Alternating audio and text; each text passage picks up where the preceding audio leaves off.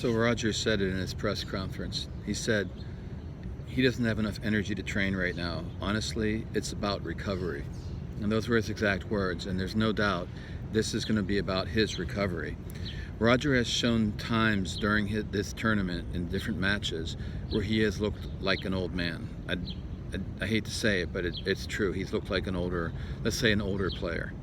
There were a couple little slight letdowns throughout the tournament, and then when he started out against Nishikori, he really was flat in his body and maybe the mind, but anyway, he was flat. Nishikori was playing well, but then in that set 2 against Nadal, he definitely went down there as well, and he was flat. Now, I'm not going to say much more but to say that I do know his back is somewhat of a situation plus his legs, but I'm not saying injury. That's not what I'm saying. I'm just saying he's feeling it. There might be some soreness, it might be some stiffness, maybe some spasm type of thing. I'm not really sure, but there's something going on a bit. But more than that, I don't want to really focus on that because it's not like a full-out injury. And there's also a lot of mental tiredness going on as well at this age, this many intense matches and emotion. And also, you know, part of the big letdown against Rafa too was that's his arch rival, so there was a lot of emotion on that one. But Djokovic, you know, is not going to be easy. I don't think he'll have as much of the emotional problem. He doesn't have the emotional problem versus anyone like he has against Rafa. So that's one thing.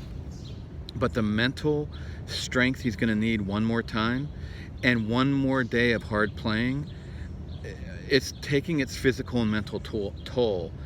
And I do think we are going to see the old Roger at some point during the finals match. The question is, are we going to see it for a set like we did against Rafa, or the beginning of a match like we did against Nish, or, you know, for 2 sets? If he's going to show an old man Roger, it can only be for 2 sets. It can't be for more than that, or he's going to lose, and he's going to lose quick if it's right off the bat. If he can maintain his body, mental strength for at least 3 good sets, he has a shot. And right now he is playing the best grass court tennis and the best aggressive variety of anybody on tour, period. Unfortunately, just because you're playing the best tennis, that's not all that goes into winning a tennis match. Sometimes it's not just that you're injured or you have a fatigued body or beat up body. That's one thing. It could also be a mentality. Rafa Nadal, who's the greatest mental strength of anybody I've ever seen in sport, wasn't always the best player on court. I saw one time when he was struggling with injuries and he was playing and he was out of form, and he played Fognini, and Fognini did something that really got him upset. And I swear to God, Rafa won that match based on staring at Fognini. I'm exaggerating, but it was like he was staring him down and making Fognini quake. And Fognini was yelling and screaming at the umpire and pointing at Nadal, and Nadal just stared him down. Let's go.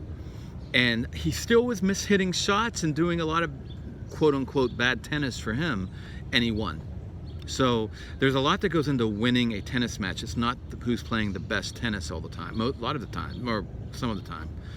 And this could be the case here. Roger's playing the best tennis, doesn't mean he wins this. Djokovic is playing plenty good to win it himself. Novak, just like Rafa, just like Roger, has made a lot of improvements and adjustments to his game. He is taking the ball quicker, he's being more aggressive, he's doing more volleys, he's coming into the net more, he's trying to finish points more. There's all kinds of things he's doing. I could get to more details, but there's other people that do that out there.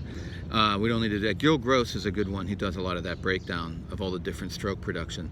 One thing my buddy Gil missed, though, about Roger, I'm shocked that he only seems to notice that Roger's hitting these low off-pace shots into the short in the court, bringing players up or keeping the ball dead. Gil's seeing it as a way to manipulate depth, and it is, but Roger's been doing this a while, because when these balls have gotten progressively slower at Wimbledon for 20 years, and as they got really slow to start the 2010s, the last decade, they became so heavily felted that if you spun it too much, and they're on a lighter rubber as well, so it will stick into the grass and jump up, doom, like that, or the dirt or whatever's there.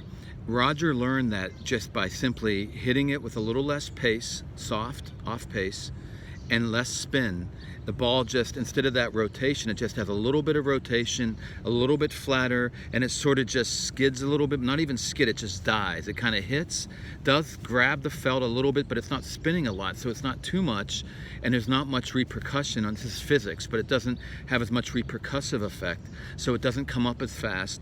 It just kind of hits and dies and stays low. So instead of going boom, ding, it goes doo, like that. And he just softly floats it, kind of floats it off pace over the net, keeps it low, and dies out. And one time it died out on Nadal before it got to a second bounce. It died so quick it went to a second bounce before Nadal even got to it. And this was with a little bit of topspin. It's an overhand. It's an over the top. It's not a slice. So Roger's been doing this for a while, and then the last couple of years with the overseeding, look at this grass right here. It's real thick stuff here. Of course, it's not this high. This is huge. This is inches. It's just 8 millimeters. But with the overseeding and the thicker amount of grass short in the court now, you're not only going to get it dying even quicker, you're going to get bad bounces, and you're going to get all kinds of junk. It's like junk ball. And Gil didn't really go into that too much. He's just more talking about manipulating the depth, which you do as well because you're keeping it short and you have to bring the guy up.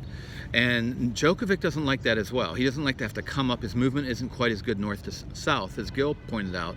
But he also doesn't like bad bounces, and he doesn't like all that manipulation and that little dinky stuff. He doesn't like that. He has to get into a rally and get his rhythm going. Different than Rafa. Rafa's more of a power rhythm. Djokovic's not as much power, which will be harder for Federer to control on grass, but he can still do it by keeping him off balance. But it's going to be a little trickier with Novak. But I think he can do it. It's going to take even more mental strength. Well, I would say he needed more emotional strength for Rafa. It's a slight difference. Rafa's just a maniac as far as the mind, and it's the nemesis of Roger. But so he'll be better emotionally.